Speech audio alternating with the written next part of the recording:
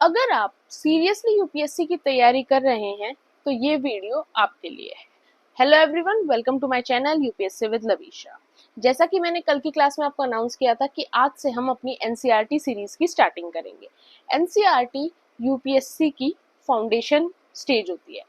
अगर आपने एनसीईआरटी भी क्लियर कर ली तो आप मान सकते हैं कि आपने 10 to 20% यूपीएससी को कवर कर लिया।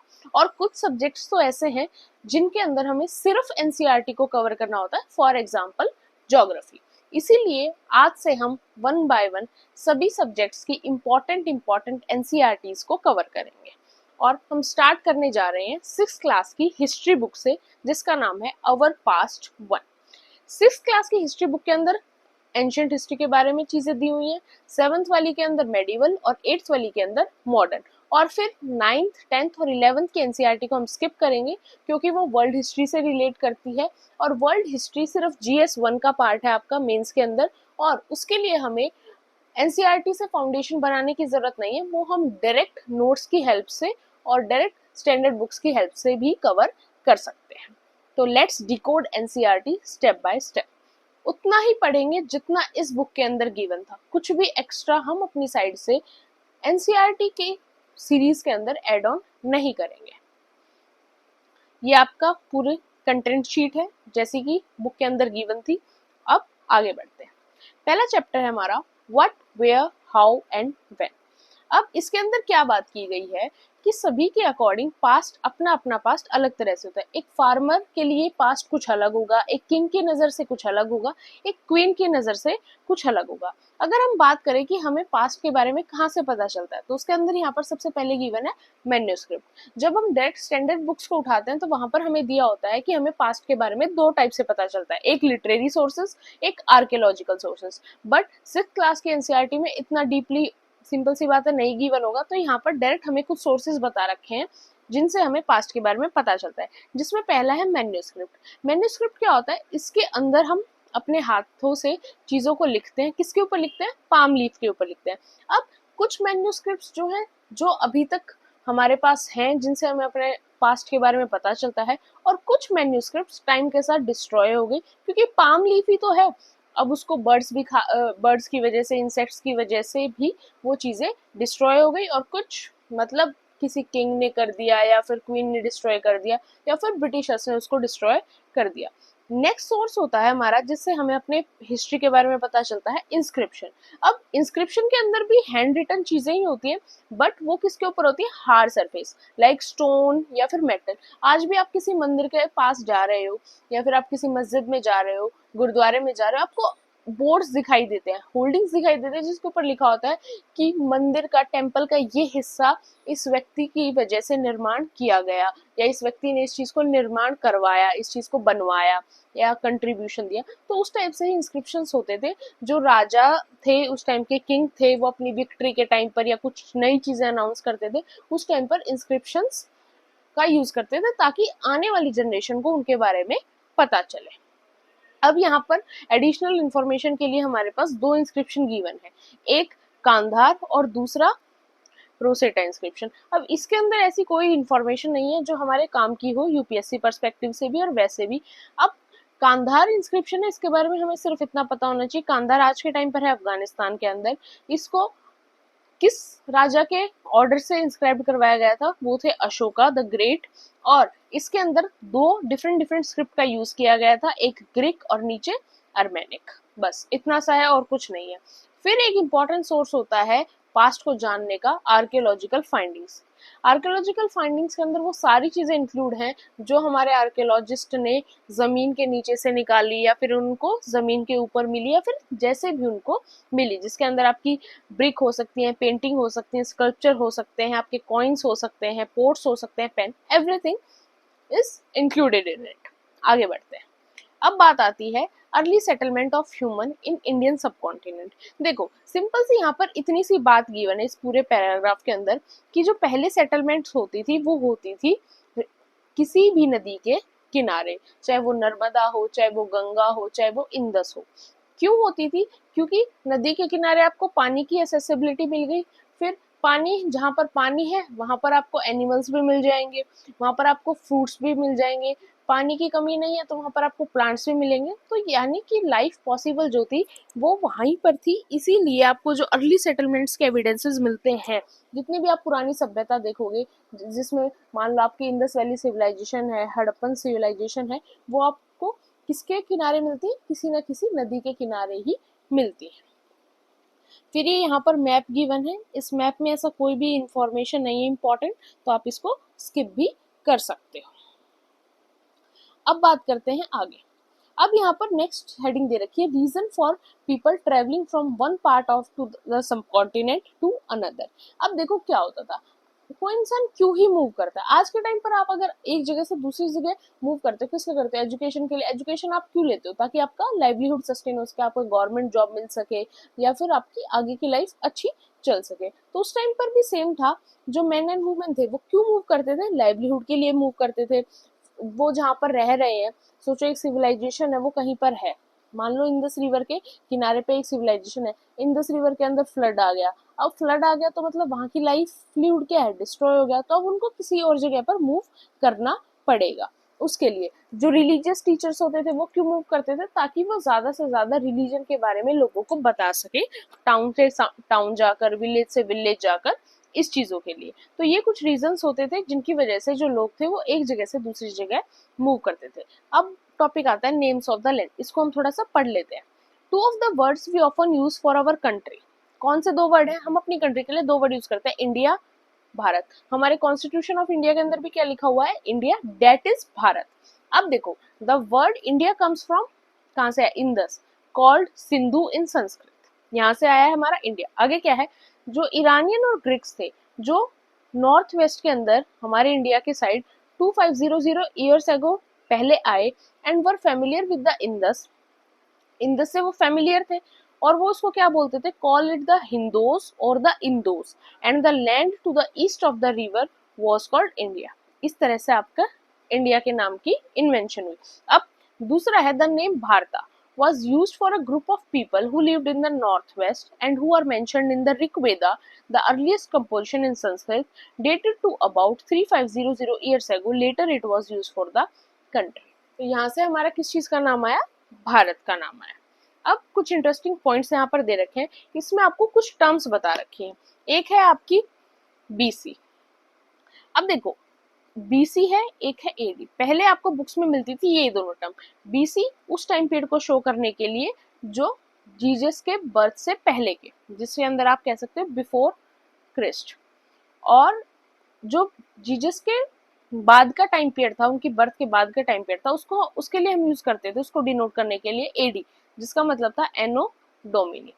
अब हम टर्म्स चेंज कर दी। अब जो नई एनसीईआरटीज पब्लिश होंगी या फिर नई बुक्स पब्लिश होते हैं, उनमें आपको टर्म मिलती है, एक मिलती है सीई, जिसको हम कह देते हैं कॉमन एरा, कॉमन एरा कह देते हैं। एक मिलती है आपको बीसीई, बीसी क्या होती है, before common era, before common era.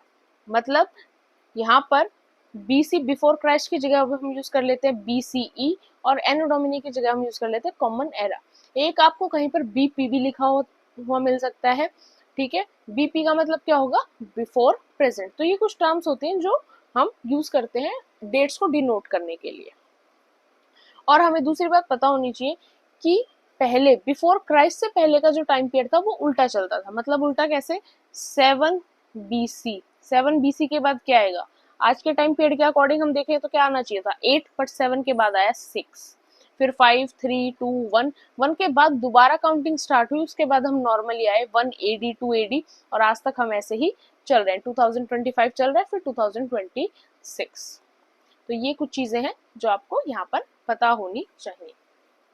बस यहाँ पर और ज्यादा कुछ नहीं है, यही है। उस टाइम पर साउथ एशिया के अंदर क्या क्या इंक्लूड होता था, present countries India, Pakistan, Bangladesh, Nepal, Bhutan, Sri Lanka, neighbouring countries जो है सभी क्या कहलाती थी, साउथ एशिया का पार्ट कहलाती थी, और साउथ एशिया को एक सब कॉन्टिनेंट भी माना जाता था। नेक्स्ट चैप्टर के ऊपर चलते हैं। एक चीज की मैं आपको गारंटी देती हूँ कि मुझसे ज्यादा स्पीड में आपकी एनसीईआरटी कोई भी टीचर आपको कवर नहीं करा सकता, और साथ में हम कुछ भी स्किप भी नहीं करेंगे, हम सारी चीजों को बहुत ब्रीफली डिस्कस कर रहे हैं। सेकंड टॉपिक आपका from hunting gathering to growing food. अब देखो, सिंपल सी बात है, सबसे पहले आपका कौन सा टाइम पीरियड हम देखते हैं हिस्ट्री के अंदर, स्टोन एज का टाइम पीरियड, जिस टाइम पर लोगों को लिखना नहीं आता था, मे बी बोलना भी नहीं आता था, जिस टाइम पर फायर का इन्वेंशन भी नहीं हुआ था, व्हील का इन्वेंशन भी नहीं हुआ था, फायर का इन्वेंशन नहीं था तो उनको खाना पकाने के लिए तो फायर चाहिए, तो खाना वो पका नहीं सकते थे। उस टाइम पीरियड पे क्या सोर्स था उनका, हंटिंग और गैदरिंग, क्या तो एनिमल को मार के खा लिया या फिर गैदरिंग जो फूड को प्लांट्स को खा लिया। तो ये होता था स्टोन एज के अंदर। अब हम स्टोन एज को 3 पार्ट्स में डिवाइड करते हैं। एक हमारा पैलियोलिथिक होता है, एक हमारा मीसोलिथिक होता है, फिर हमारा टाइम पीरियड आता है मीसोलिथिक के बाद नियोलिथिक। ये हमारे स्टोन एज की टाइमलाइन होती है।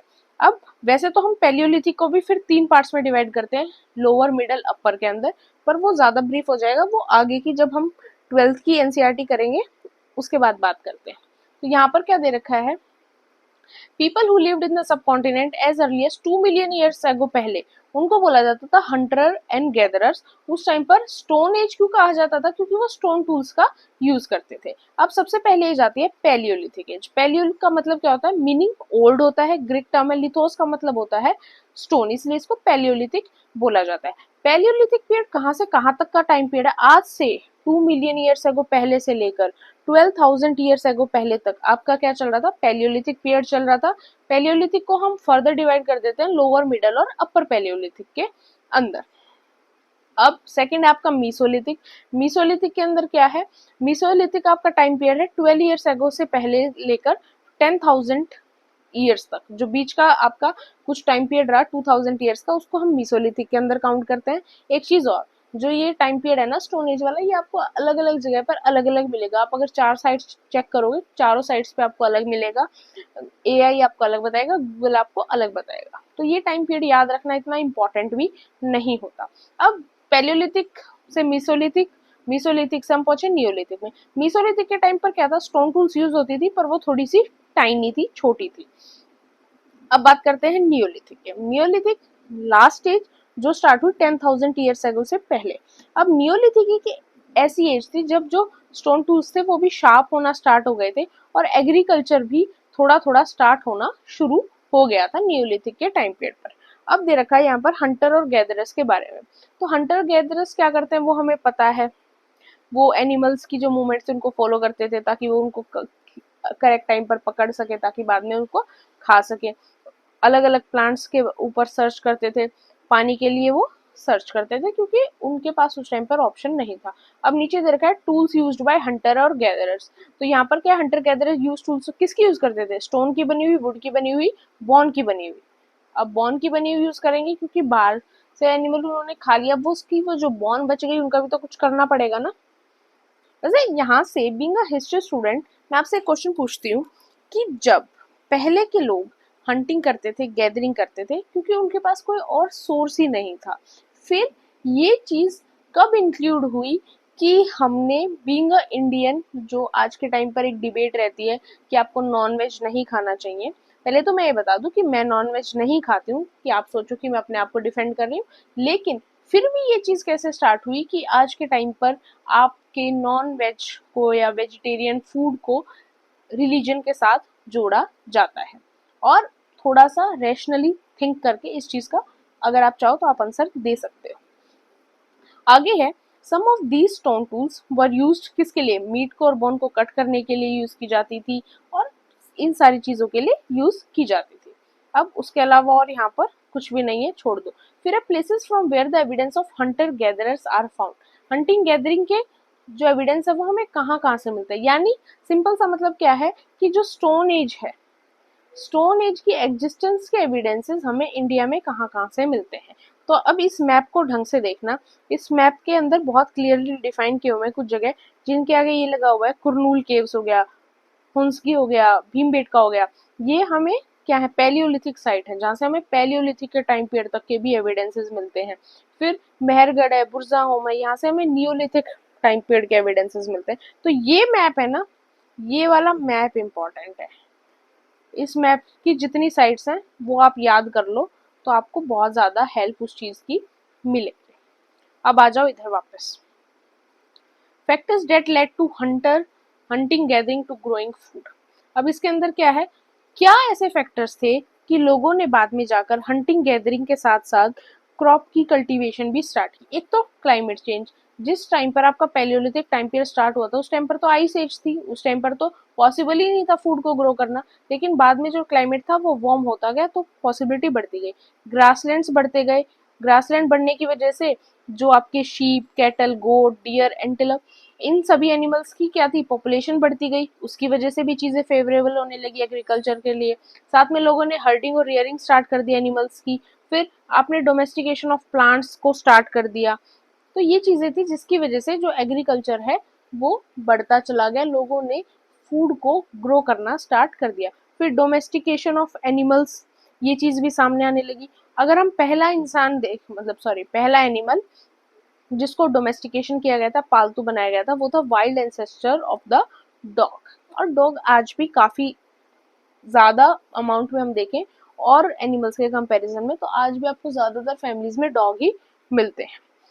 उसके बाद यहाँ पर और कुछ नहीं है, आगे चलते हैं।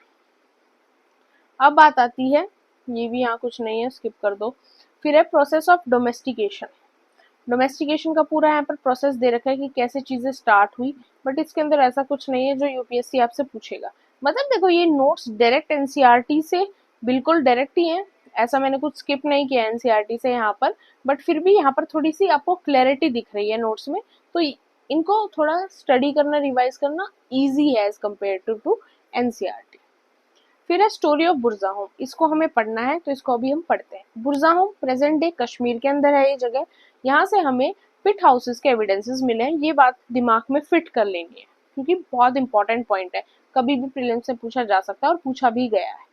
which were dug into the ground with steps leading to them. These may have provided shelter in cold weather.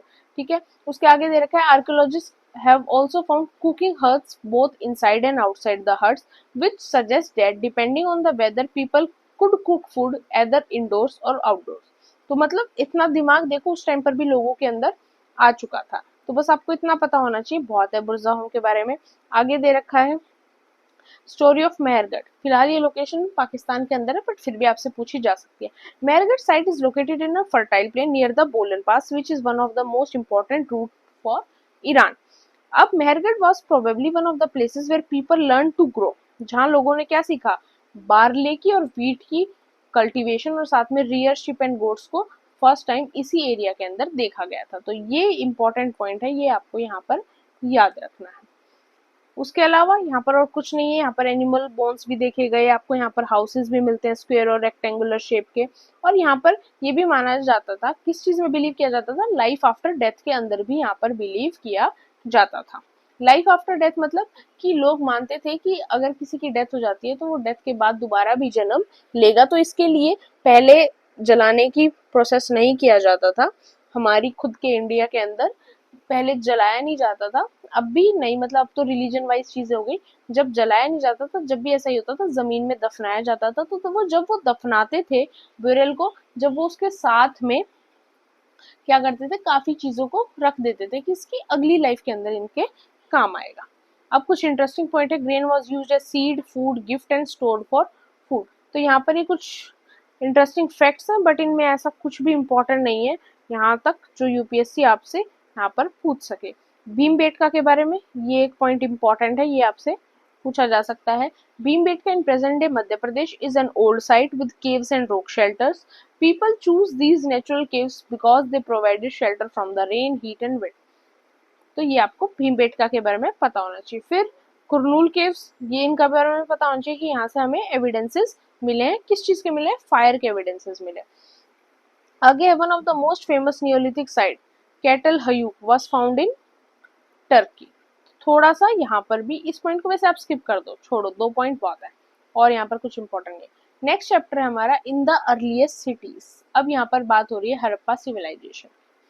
Harappan civilisation के बारे में हमें सबसे पहले पता तो हमें 19th सेंचुरी के अंदर भी चला था। कनिंगम नाम के एक आर्कियोलॉजिस्ट थे, हेड थे, वो डायरेक्टर जनरल थे आर्कियोलॉजिकल सर्वे ऑफ इंडिया के उस टाइम पीरियड पर, बट उन्होंने उस चीज को इग्नोर कर दिया। बाद में हमें चीजें पता चली 1921 में, जब दयाराम साहनी को हड़प्पा की जगह मिली। वहां से फिर हड़प्पन सिविलाइजेशन के ऊपर क्या हुआ, एक्सकवेशन स्टार्ट हुआ और चीजें हमें आज तक पता चल ही रही हैं। अब यहाँ पर कितना मेंशन है, यहाँ पर एक तो मेंशन है हड़प्पन सिविलाइजेशन। पहली बात, इस सभ्यता को हड़प्पन सिविलाइजेशन बोला जाता है क्योंकि सबसे पहली सिटी जो थी वो हड़प्पा डिस्कवर हुई थी। इंडस वैली सिविलाइजेशन इसलिए बोला जाता है क्योंकि जो ये पूरी कल्ट वो थी सिविलाइजेशन थी, वो पूरी इंदस रिवर के किनारे पर स्थित थी। इंदस रिवर और साथ में जो इंदस रिवर की ट्रिब्यूटरीज है रावी, बियास, सतलुज, उनके ही अराउंड सारी सिविलाइजेशन इवॉल्व करती है। अब यहाँ पर सारे मेंशन है कौन किन सिटीज के अंदर, पंजाब, सिंध, गुजरात, राजस्थान, हरियाणा, पंजाब, हर जगह आपको हड़प्पन सिविलाइजेशन से रिलेटेड सिटीज के एविडेंसेस मिलेंगे। अब स्पेशल कैरेक्टरिस्टिक्स क्या थी इस सिटीज की, हड़प्पन सिटीज की, एक तो डिवाइडेड इनटू 2 और मोर पार्ट के अंदर ही डिवाइडेड होते थे। कुछ पार्ट हाई होता था, कुछ पार्ट नीचे होता था, सिटाडेल्स होते थे, बेक्ड ब्रिक का ये यूज करते थे। तो मतलब उस टाइम पर भी बहुत एडवांस थे। ऐसा माना जाता है अगर आज भी आप जो ये सेक्टर वाला सिस्टम देखते हो चंडीगढ़ वगैरह साइड, वो सारी चीजें हड़प्पन सिविलाइजेशन से सेम है क्योंकि उस टाइम पर भी वो लोग इतनी अच्छी प्लानिंग कर लेते थे। बेक्ड ब्रिक का यूज करते हैं। यहाँ पर सिर्फ इतना दे रखा है, 12th के एनसीईआरटी पढ़ोगे वहां पर रेशो भी दे रखा है ब्रिक्स का। तो इस तरीके से हम आगे प्रोसीड करेंगे। हाउसेस की बात करें, हाउसेस 1 और 2 दोनों तरह के स्टोरी होते थे। हाउसेस के अंदर बाथिंग एरिया अलग होता था, सप्लाई वाटर के लिए भी अच्छी तरह वेल्स होते थे, घर के अंदर ही सारी चीजें प्रोवाइडेड थी। ड्रेनेज सिस्टम इनका बहुत अच्छा था जिसकी वजह से इनको कभी भी कोई प्रॉब्लम नहीं होती थी। और यहाँ पर कुछ इंपॉर्टेंट नहीं है, आप चाहो तो इन साइट्स को देख सकते हो, हड़प्पा, राखीगढ़ी, कालीबंगन, घनेरी वाला, मोहनजोदारो, सोतकाहो, चहुंदरो, धोलावीरा, सुरकोतड़ा, लोथल, ये सारी साइट्स को आप यहाँ पर मैप में चाहो तो आप एक बार गो थ्रू कर सकते हो। फिर यहाँ पर ग्रेट बाथ के बारे में बताया हुआ, मोहनजोदारो के अंदर ग्रेट बाथ हमें मिला था। इस माना जाता है कि ग्रेट बाथ को रिलीजियस रिचुअल्स को फॉलो करने के लिए यूज किया जाता था। इससे ज्यादा यहाँ पर कुछ नहीं है। 11th-12th के एनसीईआरटी में यहाँ पर हाइट वगैरह, विड्थ वगैरह भी गिवन है। फिर है फायर अल्तार्स। फायर अल्तार्स के एविडेंसेस हमें मिले कालीबंगन और लोथल से, तो ये आपको याद रखना है। इलेबोरेट स्टोर हाउस मिला, कहाँ कहाँ से मिले, मोहनजोदारो, हड़प्पन, लोथल जैसी सिटीज से हमें मिले। हड़प्पन क्राफ्ट के बारे में यहाँ पर बात की गई है। हमें आर्कियोलॉजिस्ट के वजह से काफी चीजें हड़प्पा से रिसीव हुई, हड़प्पा के आसपास जगहों से रिसीव हुई, पूरी सिविलाइजेशन से। कुछ चीजें स्टोन से बनी हुई थी, शेल से बनी हुई थी, मेटल से बनी हुई थी। मेटल के अंदर कौन से मेटल से नोन थे वो, उनको कॉपर के बारे में पता था, ब्रॉन्ज के बारे में पता था, गोल्ड और सिल्वर के बारे में पता था। एक आयरन ऐसा मेटल है जिसका हड़प्पन सिविलाइजेशन में कोई भी यूज नहीं था। फिर बात करते हैं हड़प्पन सील्स की। सील्स क्या होती थी, सील्स को स्टोन से बनाया जाता था। इनके अंदर मेनली एनिमल्स वगैरह की पिक्चर कार्व्ड होती थी। सील को एज अ ट्रेड मैटर के पर्सपेक्टिव से यूज किया जाता था और सील जो थी वो सिविलाइजेशन की पहचान भी थी। वेट सिस्टम उनका बहुत अच्छा था, ये हमने देख लिया। पोट्री जो थी, पोट्री सिस्टम भी उनका बहुत अच्छा था। मेनली पोट्री कौन सी होती थी, red pottery painted with designs in black. ये आप हड़प्पन सील का एग्जांपल देख सकते हो, यहाँ पर आपको एनिमल दिख रहा है। बीड्स मेकिंग, काफी ऐसी सिटीज थी हड़प्पन सिविलाइजेशन के अंदर जहाँ पर बीड्स मेकिंग का काम बहुत अच्छी तरीके से होता था, जिसमें कि इम्पोर्टेंट सेंटर था आपका Chanhudaro. Availability of raw material use by Harappans. अब हड़प्पन्स इतनी चीजें बना रहे थे तो उसके लिए उनके पास रॉ मटेरियल्स भी तो होना चाहिए चीजों को बनाने के लिए। तो जो रॉ मटेरियल था वो अलग अलग जगह से उनको मिल जाता था। जैसे tin which was mix with copper to produce bronze may have been brought from present day Afghanistan और ईरान वाले रीजन से उनको मिल जाता था। गोल्ड था, कर्नाटका से मिल जाता था। तो इस तरीके से उनके पास रॉ मटेरियल की अवेलेबिलिटी हो जाती थी। अब है agriculture in Harappan site. Harappa के टाइम पर wheat, barley, pulses, pea, rice, इसमोन, लिंसेड, मस्टर्ड सभी की कल्टीवेशन जो है की जाती थी। हालांकि राइस कल्टीवेशन के एविडेंसेस बहुत कम है, बाकी सभी के ज्यादा है, लेकिन फिर भी राइस को हम यहाँ पर इंक्लूड करते हैं। फिर बात आती है एनिमल रियरिंग की, कौन कौन से एनिमल्स उस टाइम पर रियर किए जाते थे, cattle, sheep, goat and buffalo. अब आ गया साथ में वो फ्रूट्स भी कलेक्ट करते थे, वो हंटिंग भी करते थे, वो सारी चीजें भी वो कहीं ना कहीं करते थे। अब यहाँ पर धोलावीरा के बारे में बताया हुआ। धोलावीरा एक जगह है गुजरात के अंदर, एक इम्पोर्टेंट हड़प्पन साइट है और अब इसको यूनेस्को वर्ल्ड हेरिटेज साइट के अंदर भी काउंट कर लिया गया। आपसे पूछे हैं धोलावीरा से किस चीज के एविडेंसेस मिलते हैं हमें, आपको सिर्फ इतना पता होना चाहिए, वाटर मैनेजमेंट के। इसके अलावा और कुछ नहीं, सिर्फ वाटर मैनेजमेंट से रिलेटेड, वाटर रिजर्वायर्स, ये जो एविडेंसेस थे वो हमें कहाँ से मिले, धोलावीरा से मिले। अब बात आती है लोथल की। लोथल भी कहाँ है, गुजरात के अंदर ही है। यहाँ पर हमें क्या था कि इस एरिया के अराउंड हमें रॉ मटेरियल्स जो था उस टाइम पर बहुत इजीली मिल जाता था, और ये एक इम्पॉर्टेंट सेंटर था किसका, स्टोन, शेल और मेटल, इन चीजों से जो भी स्कल्पचर और सील उस टाइम पर क्रिएट किए जाते थे। अब एक इम्पॉर्टेंट पॉइंट यहाँ पर ये है, a dockyard is found at Lothal. ये भी आपसे पूछा जा सकता है, where boats and ship came in from the sea and through the river channel. अब बात है the mystery of the end. देखो, हड़प्पन सिविलाइजेशन का जो एंड हुआ वो एक मिस्ट्री है, आज तक भी मिस्ट्री है। अगर आप ऑप्शनल पढ़ते या फिर आप एंशिएंट हिस्ट्री को डीप में पढ़ते तो वहां पर आपको अगर ये आंसर लिखना होता तो आप ऐसे लिखते कि अलग अलग जो आर्कियोलॉजिस्ट हुए उनका नाम डालकर वो जो इस चीज के बारे में बोलते हैं। बट रियलिटी यही है कि अभी तक भी किसी को भी 100% श्योरिटी नहीं है कि हड़प्पन सिविलाइजेशन, इतनी बड़ी सिविलाइजेशन, इतनी जल्दी कैसे खत्म हो गई। कुछ कहते हैं फ्लड की सिचुएशन, इंदस में फ्लड आ गया होगा, ड्रॉट की सिचुएशन आ गई होगी, या फिर सिविल वॉर हो गया होगा, या फिर बाहर से जो आर्यन उस टाइम पर इंडिया के अंदर आ रहे थे तो आर्यन इन्वेजन की वजह से भी ऐसा माना जाता है कि मे भी हड़प्पन सिविलाइजेशन का डाउनफॉल हो गया। आगे इंटरेस्टिंग पॉइंट्स दे रखे हैं। इंटरेस्टिंग पॉइंट्स में ऐसा कुछ नहीं है, आप ये स्किप कर सकते हो।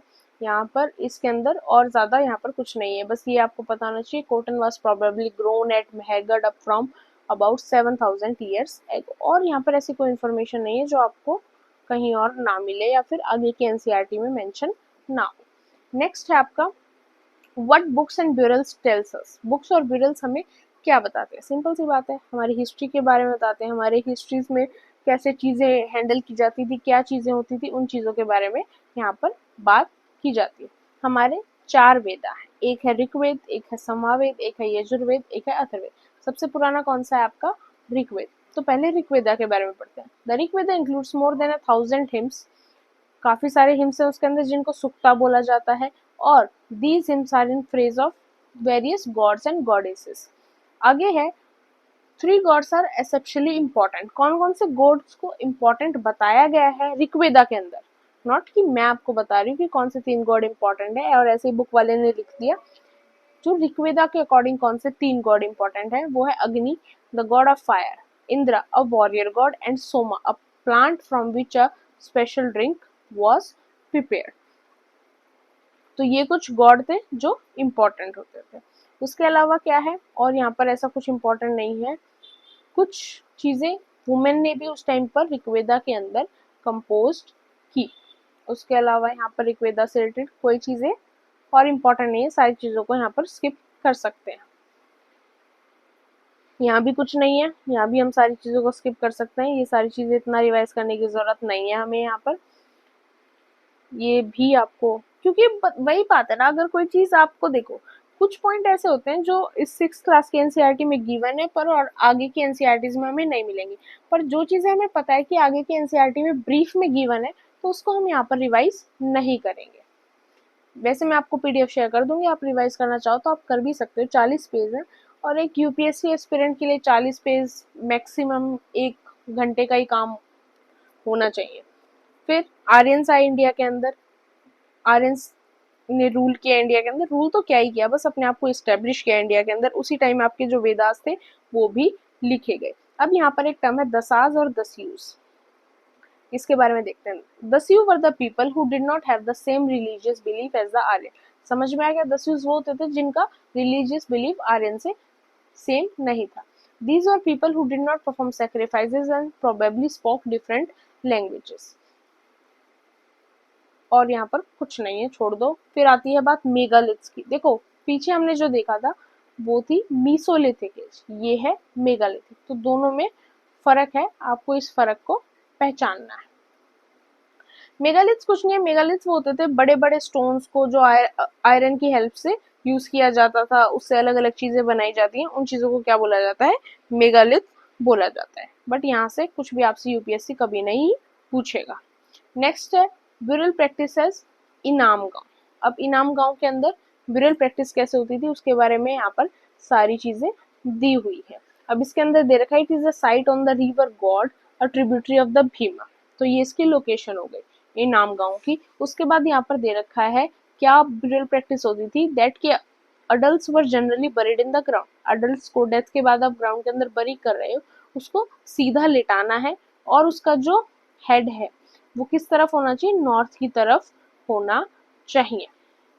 Vessels that probably contained food and water were placed with the dead, ताकि उसके आफ्टर लाइफ के अंदर भी वो चीज उसके लिए हेल्पफुल हो। नेक्स्ट है ऑक्यूपेशन एट इनाम गांव। ऑक्यूपेशंस वहाँ के क्या है, मेनली वहां से हमें क्या मिले हैं, एविडेंसेस मिले हैं जैसे वीट बार्ले राइस पल्सेस के, तो हम कह सकते हैं कि एग्रीकल्चर ही उनका मेजर ऑक्यूपेशन रहा होगा।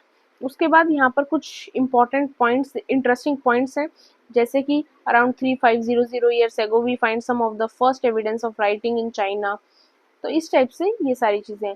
Birch bark manuscript of the Rigveda, a manuscript of the Rigveda on birch bark was found in Kashmir about 150 years ago. It was used to prepare one of the earliest printed texts of the Rigveda, तो ये बात आप यहाँ पर याद रखने वाली है, इसको याद रख सकते हो। चरक संहिता अबाउट 2000 years ago, पहले इनके एक फेमस फिजिशियन थे और इन्होंने एक बुक लिखी थी जिसका नाम था चरक संहिता।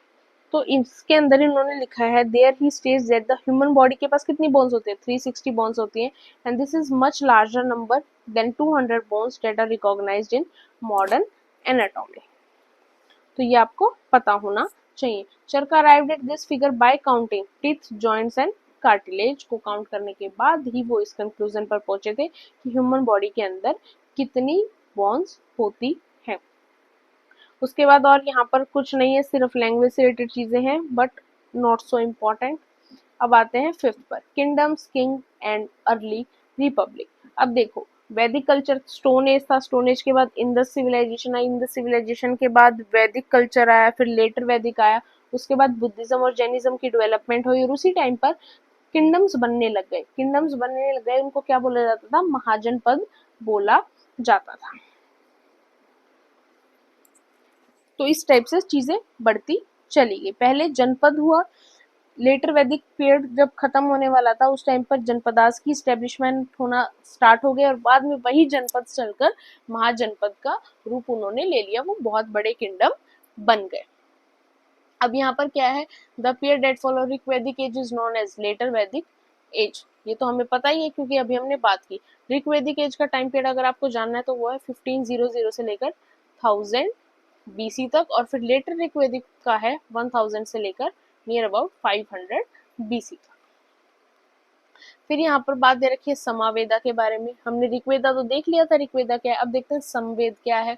For purpose of singing, the prayers of the Rigveda were sent to tune and this modified collection was known as Samveda संहिता, इसको बोला जाता है। आगे है यजुर्वेद, यजुर्वेद के अंदर क्या है, Yajurveda contains not only the hymns but also the rituals which have to accompany their recitation. तो the Yajurveda is found in two recensions, black and white, and are full of rituals to be performed publicly और individually. तो यहाँ पर बता रखा है कि क्या चीजें यजुर्वेदा के अंदर मेंशन है। फिर बता रखा है अथर्ववेदा के अंदर सारी चीजें मेंशन, क्या क्या मेंशन है कि इसके अंदर चार्म्स एंड स्पेल्स मेंशंस है, इविल से रिलेटेड चीजें, डिजीज से रिलेटेड चीजें आपके अथर्ववेदा के अंदर मेंशन है। अब यहाँ पर क्या है, फिर द फर्स्ट वर्णा किसको बोला जाता है, ब्राह्मण बोला जाता है। पहले क्या होती थी, हमारी सारी चीजें चार वर्णा के अंदर डिवाइड थे, एक ब्राह्मण जो सारी यजन वगैरह सैक्रिफाइस वगैरह के पूजा वगैरह के काम करते थे, फिर एक होते थे क्षत्रिय जो बैटल्स को लड़ते थे, लोगों को प्रोटेक्ट करते थे, किंग बनते थे। फिर थर्ड होती थी वैश्यास, वैश्यास किनको बोला जाता था, फार्मर्स को, ट्रेडर्स को, इन सभी कौन सी कैटेगरी में आते थे, वैश्या की। फिर लास्ट कैटेगरी होती थी शूद्र की, जिनको कोई हक नहीं होता था कोई भी रिचुअल परफॉर्म करने का, किसी भी तरीके की वेदास की स्टडी करने का, और शूद्रास की कंडीशन बहुत खराब उस टाइम पर थी। अब देखो यहाँ पर वर्ड आ गया जनपद, जब लेटर वैदिक एज जो थी वो खत्म होना स्टार्ट हुई, जब जनपद जो है वो एमर्ज होना स्टार्ट हुए, और यहाँ पर कुछ नहीं है, और वो जनपद ही आगे चलकर महाजनपदास कहलाए। तो यहाँ पर आपकी जनपद महाजनपद का पूरा मैप है, आप चाहो तो इस मैप को गो थ्रू कर सकते हो, नहीं चाहो तो स्किप कर देना, क्योंकि अगर आप नहीं चाहोगे तो चाहे फिर आप सारी चीजें स्किप कर दो, उसमें कोई क्या ही कर सकता है। अब यहाँ पर और कुछ नहीं है, सारी चीजें जनपद के बारे में, जनपदास के बारे में मैंने आपको बता दी। टैक्स से रिलेटेड ऐसा कुछ नहीं था उस टाइम पर, टैक्स वाली चीजें अच्छी तरीके से चलती थी। फिर आता है चेंजेस इन एग्रीकल्चर। एग्रीकल्चर के अंदर दो मेजर बड़े चेंजेस आए। पहला, the growing use of iron ploughshare, कि अब लोग आयरन किससे इंट्रोड्यूस हो चुके थे, आर्यन सिविलाइजेशन के आने के बाद, आर्यन इन्वेजन होने के बाद इंडिया के अंदर, और अब वो आयरन का बहुत ज्यादा यूज कर रहे थे, जो चीज उनके फार्मिंग के लिए बहुत हेल्पफुल थी। जो काम उनसे 10 घंटे में होता था वो उनसे 5 घंटे में होना स्टार्ट हो गया। साथ में जो वुमेन थी उनको भी थोड़ी बहुत यहाँ पर रिस्पेक्ट मिलना स्टार्ट हुई। फिर बात आती है स्टोरी ऑफ मगधा की। अब देखो 16 महाजनपद थे, 16 महाजनपद में जो सबसे बड़ा एम्पायर जो महाजनपद वो था मगधा। अब मगधा ही क्यों? एक कि मगधा के जो रूलर थे जैसे अजातशत्रु थे, बिंबिसार थे, ये सब बहुत कैपेबल रूलर थे, इनके एम्बिशंस थे और इनमें एम्बिशंस को पूरा करने का दम भी था, जो आप में भी होना चाहिए अगर आप यूपीएससी क्लियर करना चाहते हैं तो। साथ में जो दो कैपिटल थी, राजगृह कैपिटल और पहले जो पाटलिपुत्र, मतलब बाद में पाटलिपुत्र, पहले राजगृह कैपिटल थी, दोनों ही कैपिटल चारों तरफ से काफी सेफ थी। उसके अलावा क्या था कि वाटर सप्लाई, ट्रांसपोर्ट सप्लाई, सारी चीजें, लैंड फर्टाइल, सारी चीजें क्या थी, मगधा के फेवर में थी, इसीलिए मगधा एक किंगडम बनकर बाद में राइज हुआ। अब यहाँ पर दे रखी है स्टोरी ऑफ वाजी। वाजी भी क्या है, एक महाजनपद का नाम है। अगर आप ये लेक्चर देख रहे हैं तो आपका होमवर्क है कि आपको कमेंट सेक्शन के अंदर जो 16 के 16 महाजनपद है उनका नाम मेंशन करना है, और साथ में ये भी मेंशन करना है कि कौन से महाजनपद के नियर अबाउट कौन सी रिवर है। अब बात करते हैं स्टोरी ऑफ वाजी की। While Magda became a powerful kingdom, Vaji with its capital Vaishali was under a different form of government known as Gana और संगा। अब इन सारी चीजों से रिलेटेड यहाँ पर बात है, बट यहाँ पर और कुछ भी इम्पोर्टेंट नहीं है। बुद्धिज्म जैनिज्म की इस बुक के अंदर ज्यादा बात नहीं की हुई, तो इसको हमें आगे ही कवर करना पड़ेगा। फिर यहाँ पर इंटरेस्टिंग पॉइंट दे रखे हैं, इंटरेस्टिंग पॉइंट्स में कुछ भी इम्पोर्टेंट नहीं है तो हम इसको यहाँ पर स्किप कर देंगे। फिर यहाँ पर अलेक्जेंडर इन्वेजन के बारे में मेंशन है। अलेक्जेंडर इन्वेजन कब हुआ था? आफ्टर अशोका के टाइम पीरियड के बाद। तो उसी टाइम पर वो चीजें हो रही थी जब आपका मौर्यन एम्पायर का रूल चल रहा था। और बट लास्ट में क्या हुआ, अलेक्जेंडर को किसी ने हराया नहीं, अलेक्जेंडर अपनी खुद की आर्मी से ही हार गया और उसको फिर वापिस ही इंडिया से वापिस जाना पड़ा। आगे ही क्लासेस में मैं आपको कंप्लीट अलेक्जेंडर की story, Iranian invasion, Macedonian invasion, सारी चीजें हम ब्रीफ में डिस्कस करेंगे। और यहाँ पर और कुछ इंपॉर्टेंट नहीं है, सारी चीजों को स्किप कर देना। देखो आपको जो मेन फोकस से करनी है वो आपकी 11th-12th की एनसीईआरटी, 6 से लेकर 8th-9th तक की एनसीईआरटी सिर्फ आपका बेस बनाने के लिए, ताकि आप कम से कम टाइम में आप अपना बेस बना सको। फिर है अगला topic new questions and ideas. यहाँ पर कुछ नहीं है, यहाँ पर सबसे पहले बुद्धा के बारे में बताया गया। उनका बचपन का नाम, पहले का नाम सिद्धार्था होता था। बुद्धा ही कौन थे? फाउंडर ऑफ बुद्धिज्म थे। The Buddha belong to a small gana known, कौन से गना से बिलोंग करते थे? साक्या गना से बिलोंग करते थे, और वैसे ये क्षत्रिय थे। फिर क्या हुआ, इन्होंने लास्ट में चीजें चेंज की। उन्होंने बहुत सालों तक वो सोचते रहे, अलग अलग लोगों से डिस्कशन करते रहे, लास्ट में उनको अपना पाथ मिल गया और उन्होंने मेडिटेशन की एक पीपल ट्री के नीचे, कहाँ पर? बोध गया इन बिहार के अंदर। और फिर धीरे धीरे कर कर इस तरह से जो बुद्धिज्म था वो वर्ल्ड लेवल पर और इंडिया के लेवल पर स्थापित होता चला गया। फिर यहाँ पर डॉक्ट्रिन्स ऑफ बुद्धिज्म गिवन है कि बुद्धा हमें क्या क्या सिखाते हैं। अरे 12th क्लास की बुक के अंदर जैनिज्म बुद्धिज्म पे एक पूरा लेक्चर है, तो वहां ज्यादा ब्रीफ में करेंगे, यहाँ पर और कुछ नहीं है। फिर महावीरा के बारे में बता रखा है कि महावीरा को हम फाउंडर ऑफ जैनिज्म नहीं कह सकते, क्योंकि वो 24th तीर्थंकर आते और वो लास्ट तीर्थंकर आते किसके? जैनिज्म के। वो भी क्षत्रिय क्लास से बिलोंग करते थे, अच्छी खासी फैमिली से बिलोंग करते थे। फिर यहाँ पर डॉक्ट्रिन्स ऑफ जैनिज्म गिवन है, जिसके अंदर बताया हुआ है right path, right knowledge, right to conduct, ये सारी चीजें काफी इंपॉर्टेंट लाइफ के अंदर हैं। आगे है कुछ नहीं है, ये सारी चीजें जैनिज्म से रिलेटेड बताया गया है कि उसके अंदर दिया हुआ है अहिंसा, सत्यवचना, अशेषता, ब्रह्मचार्य, सारी चीजों के बारे में मेंशन है। उसके अलावा क्या है, बुद्धिज्म और जैनिज्म के अंदर कौन सी लैंग्वेजेस यूज होती थी रिटर्न के टेक्स्ट के लिए? वो थी आपकी पाली और प्राकृत लैंग्वेज, क्योंकि उस टाइम के कॉमन लोगों की लैंग्वेज क्या थी? पाली और प्राकृत। उसके अलावा यहाँ पर और कुछ नहीं है। संगा क्या होता है ये देख लेते हैं। Both the Mahavir and the Buddha left that only those who left their homes could gain true knowledge. So they arranged for them to stay together in the Sangha and association of those who left their homes. तो simple सी बात है, जो लोग अपना घर छोड़कर spirituality के अंदर सारी जो जीवन के रहस्य उनको जानने में इंटरेस्टेड हो, तो उनको क्या किया जाता था, संघा का मेंबर बनाया जा सकता है। अब फिर यहाँ पर पीठ की बात की गई, विनय पीटक, सुत पीटक, अभिधम पीटक, तो यहाँ पर बाकी मेंशन नहीं है, तो इसको हम यहाँ स्किप करेंगे और हम आने वाली क्लास के अंदर इसके बारे में यहाँ पर बात करेंगे। तो ये सारी इंफॉर्मेशन आपकी 12th के एनसीईआरटी में आर्य शर्मा में गिवन है। फिर मोनेस्ट्रीज की बात है, मोनेस्ट्रीज के अंदर भी यहाँ पर कुछ नहीं है ऐसा जो आपको पढ़ना पड़े, तो आप स्किप कर सकते हो। अब उपनिषद की बात है, उपनिषद को आपको पढ़ना है। उपनिषद का लिटरली मीन क्या होता है, approaching and sitting near and the text contain conversation between teachers and student. उसको क्या बोला जाता है, उपनिषद बोला जाता है। उपनिषद मेनली क्या कंटेन करते हैं, फिलोसफिकल स्पेकुलेशंस, और दे आर जनरली कॉल्ड, इनको क्या बोला जाता है, वेदांता, विच मीन्स क्या होता है, एंड ऑफ द वेदास।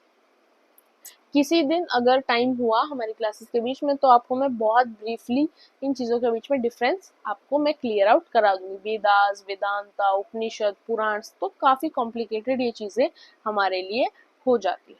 उसके अलावा और यहाँ पर कुछ इम्पोर्टेंट नहीं है, सिर्फ एक है, one famous exception was Satyakama Jabala, who was named after his mother the slave women Jabali.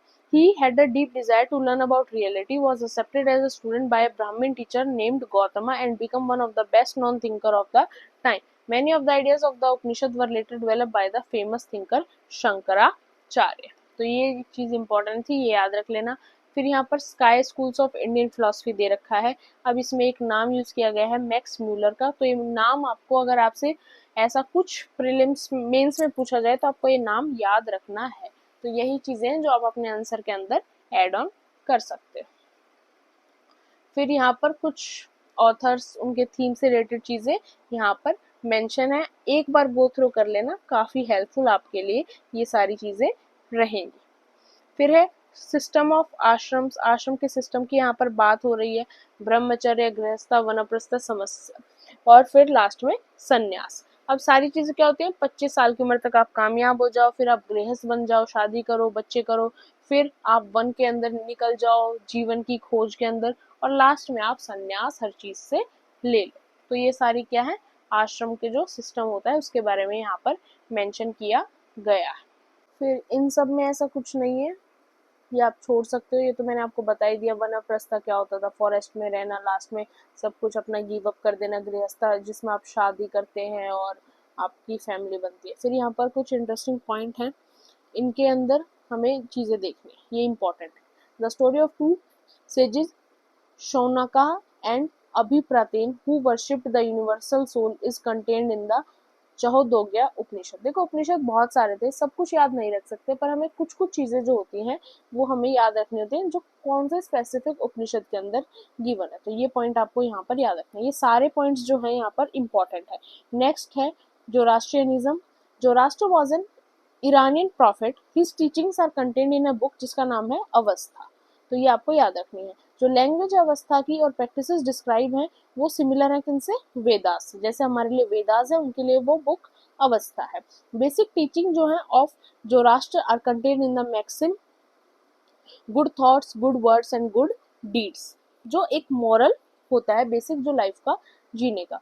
उसके बाद यहाँ पर सारनाथ स्तूपा के बारे में दे रखा है। Sarnath stupa was built to mark the place where the Buddha first taught his message, जहाँ पर सबसे पहले बुद्धा ने अपने मैसेजेस को स्प्रेड करना स्टार्ट किया था, उससे रिलेटेड है क्या, सारनाथ स्तूपा। उसके बाद यहाँ पर पाणिनि के बारे में गिवन है, जो कि काफी फेमस थे, जिन्होंने संस्कृत के लिए ग्रामर को प्रिपेयर किया था। फिर लास्ट में है कार्ले चैत्य, is located in present day Maharashtra, Monks and nuns lived and meditated in these shelters, तो उसके लिए ये नाम यहाँ पर गिवन है। तो ये कुछ इंपॉर्टेंट चीजें हैं जो आप यहाँ से आपको याद रखनी है। उसके बाद अगला चैप्टर आता है हमारा अशोका के बारे में, the emperor who gave up war. अब देखो अशोका क्या थे, मौर्यन एम्पायर के one of the major king थे। मौर्यन एम्पायर की स्टार्टिंग की थी चंद्रगुप्त मौर्य ने, जिन्होंने मौर्यन एम्पायर को फाउंड किया था। किसकी हेल्प से किया था, चाणक्य की, जिनको हम कौटिल्य भी कहते हैं। इनकी बहुत फेमस बुक है अर्थशास्त्र। मेगास्थनीज एक एम्बेसडर थे उस टाइम पीरियड के, जो किसके एम्पायर के अंदर आए थे, मौर्यन एम्पायर के अंदर जो आए थे। और उन्होंने, मेगास्थनीज ने एक बुक लिखी थी जिस बुक का नाम क्या है, इंडिका, जिसके अंदर हमें बहुत सारी मौर्यन एम्पायर की इंफॉर्मेशन मिलती है। फिर चंद्रगुप्त मौर्य के बेटे थे बिंदुसारा, कुछ टाइम पीरियड तक इन्होंने मौर्यन एम्पायर को संभाला, और उसके बाद आए अशोका जो बिंदुसारा के बेटे थे। अब अशोका से रिलेटेड काफी स्टोरीज है कि उन्होंने अपने सभी भाइयों को मारा, उसके बाद इनको रूलर बनने का मौका मिला, बट सभी से रिलेटेड एविडेंसेस नहीं है। मेजर स्टोरी ये है कि ये पहले के टाइम पर बहुत ज्यादा एग्रेसिव नेचर के थे, लेकिन जब इन्होंने कलिंग का वॉर खत्म किया उसके बाद इन्होंने सोचा कि अब ये वॉर को छोड़ देंगे, वॉर वगैरह करना छोड़ देंगे, और इन्होंने फिर धम्मा का रास्ता अपना लिया और ये बुद्धिज्म को फॉलो करने लग गए। और बुद्धिज्म के अंदर आप किस चीज को मानते हो, नॉन वायलेंस को मानते हो। और फिर इन्होंने बुद्धिज्म को वर्ल्ड वाइड स्प्रेड करना चाहा। ये एक मैप है जहां जहां पर हमें बुद्धा से अशोका के इंस्क्रिप्शंस मिलते हैं। इसके अंदर दो चीजें इंपॉर्टेंट सिटीज दे रखी हैं, जैसे आपका उज्जैन हो गया, सारनाथ हो गया, तक्षशिला हो गया, इन सभी के बारे में यहाँ पर गिवन है चीजें। और ऊपर आपके दे रखे हैं इंस्क्रिप्शंस वर फाउंड, जिन जिन जगह के ऊपर जो इंस्क्रिप्शंस हैं वो मिले, उन सारी जगहों की लोकेशन यहाँ पर मेंशन है। आगे बढ़ते हैं। And he was the first ruler who try to take his message to the people through inscriptions. Most of Ashoka's inscriptions were in Prakrit and were written in the Brahmi script. तो आपको ये भी याद रखना है कि जो most of the Ashoka के इंस्क्रिप्शंस थे वो प्राकृत के अंदर थे, और साथ में उनको कौन से स्क्रिप्ट के अंदर लिखा हुआ था, ब्रह्मी स्क्रिप्ट के अंदर। आगे कलिंगा वॉर के बारे में दिया हुआ है जो मैंने आपको ऑलरेडी बता दिया। उसके बाद है he is the only king in the history of the world who gave up conquest after winning a war. 8 years after becoming king, Ashoka conquered Kalinga. अब बात करते हैं अशोका धमा के बारे में। अशोका के धमा के अंदर क्या इन्वॉल्व था, did not involve worship of God, involve नहीं थी, किसी कोई भी तरीके का सेक्रीफाइस इन्वॉल्व नहीं था। इसके अंदर सिंपल सा था कि आप बुद्धा की टीचिंग्स को फॉलो करो। अशोका ने क्या किया, कुछ ऑफिशियल्स को भी अपॉइंट किया जिनको बोला जाता था धमा महामता, जो क्या करेंगे, प्लेस टू प्लेस जाएंगे और धमा से रिलेटेड टीचिंग्स को अलग अलग जगह पर स्प्रेड करेंगे। अशोका ने काफी जगह पर, इंडिया से बाहर भी, like Syria, Egypt, Greece, Sri Lanka, वहां पर भी धमा महामत्ता को, ऑफिशियल्स को भेजा ताकि वहां पर भी धमा को स्प्रेड किया जा सके। और आज भी इन जगहों पर काफी आपको ऐसे लोग मिलेंगे जो बुद्धिज्म को फॉलो करते हैं। अब बात आती है यहाँ पर गवर्नेंस ऑफ मौर्यन एम्पायर की। तो गवर्नेंस ऑफ मौर्यन एम्पायर के अंदर यहाँ पर आपको इतना इंपॉर्टेंट कुछ नहीं मिलता, आगे की जो बुक्स हैं उनके अंदर आपको ज्यादा मिलेगा। तो यहाँ पर आप इस चीज को स्किप कर सकते हो, आप चाहो तो रीड कर सकते हो। इसके अंदर कुछ भी ऐसा नहीं है जो यहाँ से आपको यूपीएससी क्वेश्चन बनाकर देगा या यहाँ से आपका कोई कॉन्सेप्ट क्लियर होगा। फिर इन चीजों को छोड़कर फिर आता है post Mauryan age. Post Mauryan age के अंदर क्या था, काफी जो रूलर्स थे वो सामने आए अलग अलग जगह पर। जैसे मौर्यास को रिप्लेस किया शाकाज ने, शाकाज के बाद आते हैं कैनवास, आते हैं कुशान्स, आते हैं, अलग अलग जगह पर अलग अलग रूलर्स आते हैं, शुंगाज आते हैं। तो इस तरीके से देखो, मौर्यन एम्पायर के टाइम पर इंडिया जो था वो पूरा यूनाइट था। अब मौर्यन एम्पायर के खत्म होने के बाद क्या हुआ, चीजें जो है वो ब्रेक होना स्टार्ट हो गई। जैसे कि मौर्यन एम्पायर का जो मेन हब था बिहार वाला रीजन था प्रेजेंट टाइम में, वहां पर मौर्यास को रिप्लेस किसने किया, शुंगाज ने किया। पुष्यमित्र शुंगा जो थे उन्होंने अपना किंगडम सेटअप कर लिया। फिर पुष्यमित्र शुंगा की जो शुंगा डायनेस्टी थी उसको रिप्लेस किसने कर दिया, कन्वा डायनेस्टी ने कर दिया। और उसी टाइम पर जब हम नॉर्थ वेस्ट की साइड देखेंगे, वहां पर कौन रूल कर रहे थे, पहले शाकाज रूल कर रहे थे। फिर शाकाज का रूल कई जगह पर खत्म हुआ, कई जगह पर उनका रूल रहा। फिर लास्ट में आकर चीजें कहाँ चेंज हुई, फिर चेंज हुई गुप्ता एम्पायर के ऊपर, जब दोबारा से पूरा इंडिया जो था वो एक एम्पायर के, एक किंगडम के अंडर आ गया। तो ये सारी चीजें जो है, ये पूरी ब्रीफ टाइमलाइन जो है वो ऑलरेडी मैंने पहले भी करा रखी है आपको। और ऑलरेडी जब हम दोबारा एंशिएंट हिस्ट्री की स्टैंडर्ड बुक्स पे जाएंगे वहां पर हम इसको दोबारा डिस्क्राइब करेंगे। यहाँ से ना ये आपको समझ में आएगी, यहाँ पर सिर्फ कुछ पॉइंट्स दे रखे हैं और यहाँ से आप इस चीज को अंडरस्टैंड नहीं कर सकते। और उसी तरीके से साउथ के अंदर भी काफी अलग अलग किंगडम्स वहां पर डेवलप हुए, जिसके अंदर एक आपका संगम एज का टाइम पीरियड था जहां पर चोलास, चेरास, पांड्यास इन्होंने रूल किया। फिर यहाँ पर कुछ इंपॉर्टेंट इंटरेस्टिंग पॉइंट्स हैं, इनको हमें देखना है। The Rampurva bull is a finely polished stone sculpture था। This was part of a Mauryan pillar found in Rampurva Bihar and has now been placed in Rashtrapati Bhavan. तो ये एक इम्पॉर्टेंट पॉइंट यहाँ पर हो गया। उसके अलावा ये कुछ इम्पॉर्टेंट नहीं है, ग्रेट वॉल ऑफ चाइना से रिलेटेड चीजें यहाँ पर इम्पॉर्टेंट नहीं है। फिर आता है lion capital of Ashoka at Sarnath, जिसको हम नेशनल एम्बलम ऑफ इंडिया भी बोलते हैं, is an adaptation of the lion capital of Ashoka at Sarnath. वहीं से हमने किसको अडेप्ट किया है, हमारे नेशनल एम्बलम को। इसके अंदर क्या डिपिक्ट है, 4 Asiatic lion back to back आपको दिख रहे हैं यहाँ पर, with the 2 dimensional emblem showing, क्या शो कर रहे हैं, 3 लॉयंस को। उसके अलावा क्या है, फिर आगे क्या है, the actual Sarnath capital features 4 Asiatic lion standing back to back, symbolising क्या कर रहे हैं, पावर को, करेज को, कॉन्फिडेंस को, प्राइड को, सारी चीजों को। बॉटम के अंदर क्या है, एक हॉर्स है, एक बुल है। सेंटर के अंदर क्या है, एक व्हील है, जिसको बोला जाता है धर्म चक्र।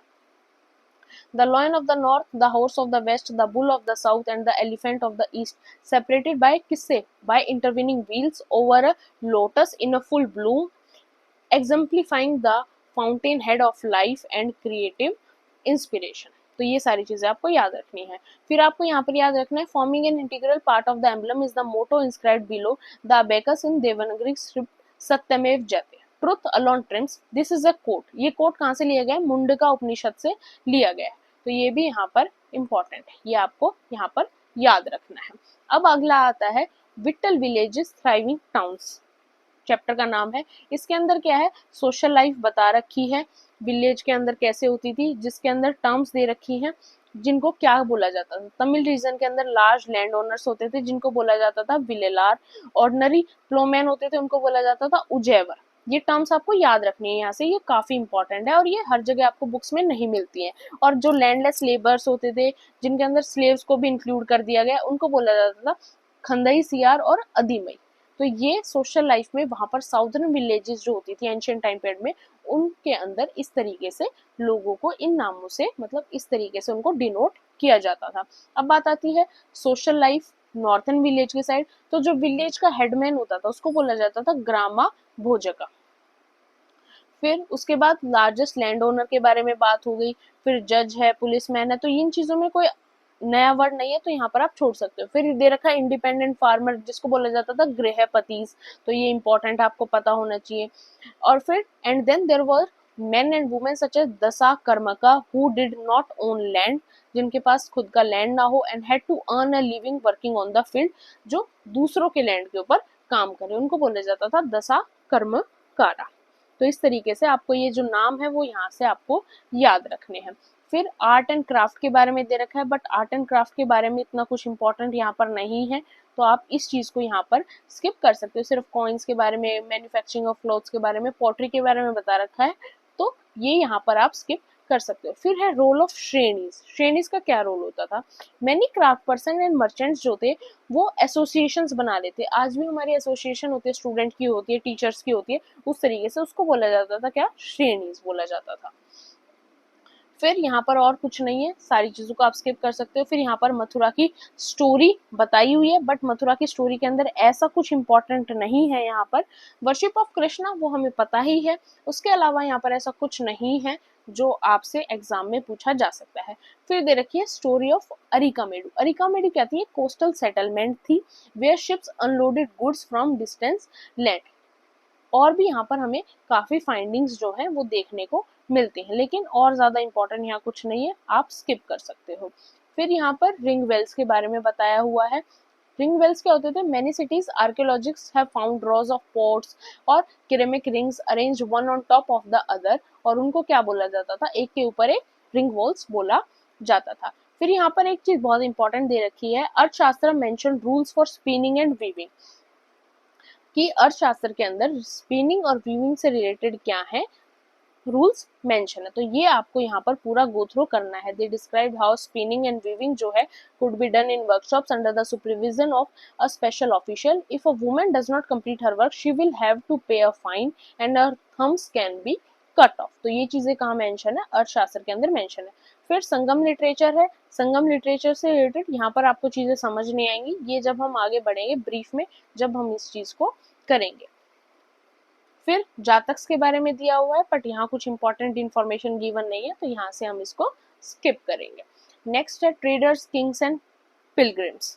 अब इसके अंदर trade from south India, trade south India से क्या फेमस था, spices, gold, paper, precious stone, आज भी यही चीजें फेमस है, तो ये हमें पता ही है। उसके अलावा यहाँ पर ऐसा कुछ है जो हमारे एग्जाम में काम आएगा या हमारे कॉन्सेप्ट क्लियर में काम आएगा, नहीं, कुछ भी नहीं है।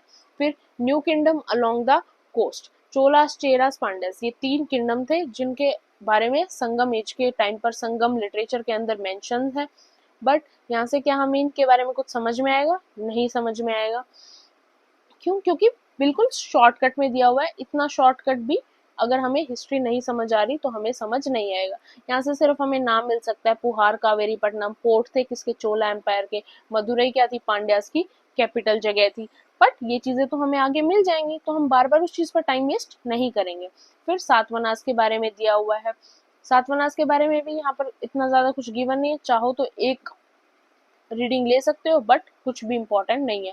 फिर सिल्क रूट की स्टोरी पूरी यहाँ पर गिवन है, जिसके अंदर ऐसा कुछ इम्पोर्टेंट नहीं है जो हमारे एग्जाम में हमसे यहाँ पर पूछा जा सकता है, तो इस चीज को भी क्या कर दो, स्किप कर दो।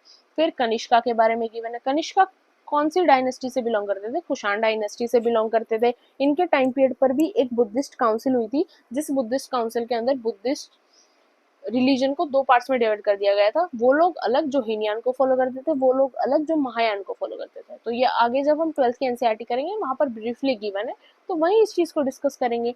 अश्वघोषा, a poet who composed a biography of the Buddha Charita, तो ये हमें याद रखना है। अश्वघोषा ने क्या लिखा था, बायोग्राफी ऑफ बुद्धा लिखी थी, बुक का नाम क्या था, बुद्धा चरिता।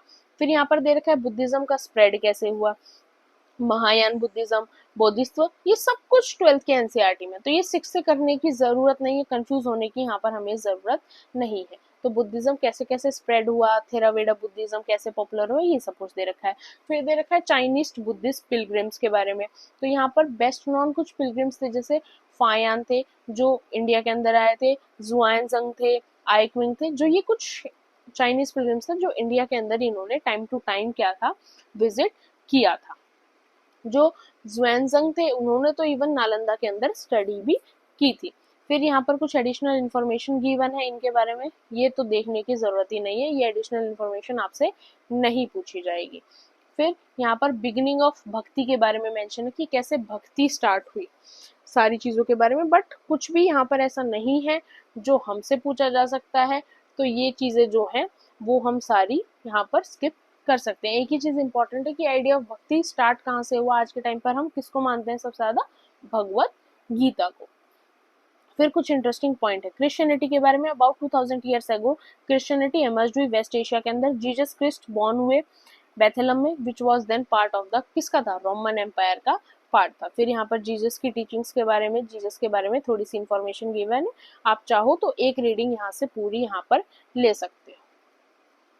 फिर ये मैप्स हैं, मैप के अंदर कुछ है नहीं। फिर लास्ट है आपका ट्रेडर्स, किंग्स एंड पिलग्रिम्स।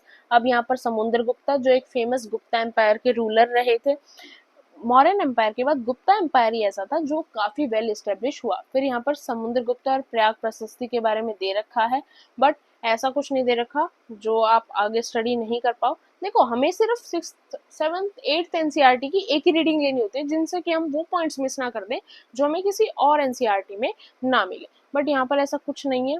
ये सारी इन्फॉर्मेशन आपको आर एस शर्मा में 12th की एनसीईआरटी में सब कुछ जगह मिलती है, तो यहाँ आप इसको स्किप कर सकते हो, चाहो तो आप एक रीडिंग ले सकते हो, बट अगर आपका हिस्ट्री बैकग्राउंड नहीं है तो अब आप इसकी एक रीडिंग लोगे तो आपको समझ नहीं आएगा।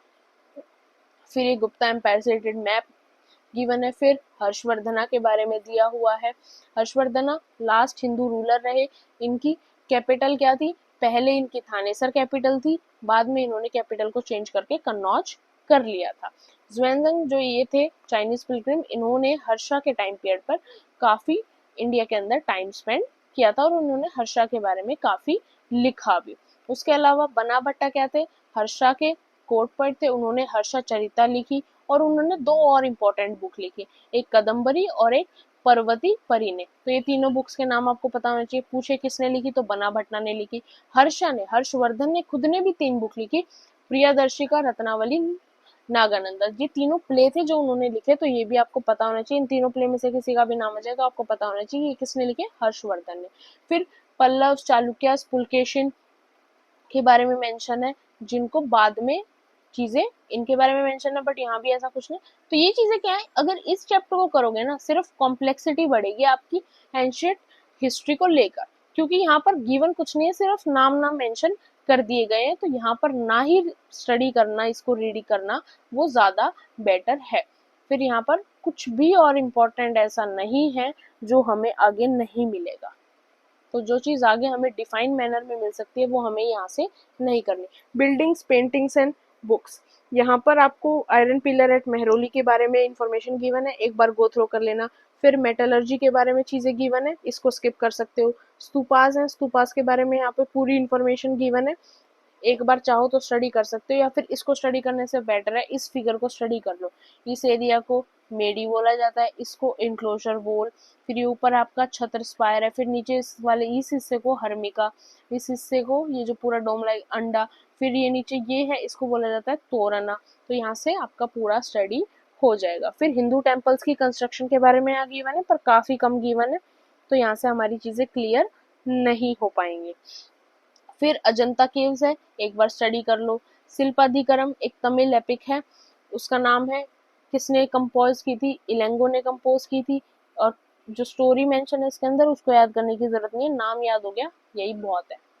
फिर यहाँ पर मणिमेकलाई के बारे में मेंशन है, मणिमेकलाई कंपोज किसने की थी, सतनार ने कंपोज की थी, ये भी एक तमिल एपिक है, इतना बहुत है। फिर मेघादत्ता, ये कालिदास का बेस्ट नोन पोएम है, जिसके अंदर उन्होंने बताया in which monsoon cloud is imagine to be messenger between lovers who are separated from one another. फिर पुराण के बारे में गिवन है, पुराना लिटरली मीन क्या होता है, ओल्ड होता है, इसके अंदर स्टोरीज है किससे, गॉड्स और गॉडेसेस से रिलेटेड। फिर यहाँ पर महाभारत के बारे में गिवन, महाभारत के बारे में तो बेसिक्स आपको पता ही है, कौरव और पांडवों का युद्ध। फिर उसके बाद रामायण के बारे में, रामायण की भी बेसिक स्टोरी तो हमें पता ही है। फिर writing books on science, science से रिलेटेड जो बुक्स थी, आर्यभट्टा ने क्या लिखी, आर्यभट्टम लिखी, जिसके अंदर उन्होंने बताया day and night were caused by the rotation of the earth on it axis, ये चीजें उन्होंने बताई। तो ये सारी चीजें आपको यहाँ से गो थ्रो कर लेनी है। Varahamihira, Brahmagupta and Bhaskaracharya were some other mathematicians and astronomers who made several discovery. तो ये भी उस टाइम पीरियड के काफी इंपॉर्टेंट मैथमेटिशियंस रहे। फिर आयुर्वेदा की बात है तो यहाँ पे चरक की बात आ गई, चरक में जिसने चरक संहिता लिखी थी, जो एक रिमार्केबल बुक है। फिर सुश्रुता थे एक फेमस आयुर्वेदा से रिलेटेड, जिन्होंने सुश्रुता संहिता लिखी थी। तो ये कुछ चीजें हैं, यहाँ से आप गो थ्रो कर सकते हैं, और कुछ नहीं है। फिर सिंबल ऑफ जीरो के बारे में मेंशन है, paper was invented in China about 1900 years ago by name क्या था उसका, साई लू, या फिर काइलून भी हो सकता है, काइलून मिलेगा, बाकी साइलून तो नहीं मिलेगा, प्रोनाउंसिएशन में मेरे से गलती हो गई, काइलून। फिर उसके बाद यहाँ पर और कुछ नहीं है, इंपॉर्टेंट डेट्स दे रखी है एंशियंट हिस्ट्री से, इनको एक बार यहाँ से गो थ्रू कर सकते हो, करना चाहो तो। इम्पॉर्टेंट ही है, आगे भी मिल जाएंगी, पर यहाँ से कर लोगे तो यहाँ से करना भी आपके लिए अच्छा है। होप आपको वीडियो अच्छी लगी हो। पीडीएफ जो है, पीडीएफ टेलीग्राम चैनल के ऊपर मिल जाएगी, टेलीग्राम चैनल का लिंक डिस्क्रिप्शन बॉक्स में है। और अगर आप चाहते हो कि आपको यूपीएससी मेंस की बहुत अच्छे तरीके से तैयारी करनी है, तो कोर्स ऑलरेडी हमारा चल रहा है, अभी तक सिर्फ 3 to 4 क्लासेस हुई हैं, तो आप चाहो तो आप उसको ज्वाइन कर सकते हो। आपको अगर कोर्स की डिटेल चाहिए तो आप कमेंट सेक्शन में मुझे मेंशन कर सकते हो, I will give you complete details about my mains course. Thank you and don't forget to subscribe my channel, like and share my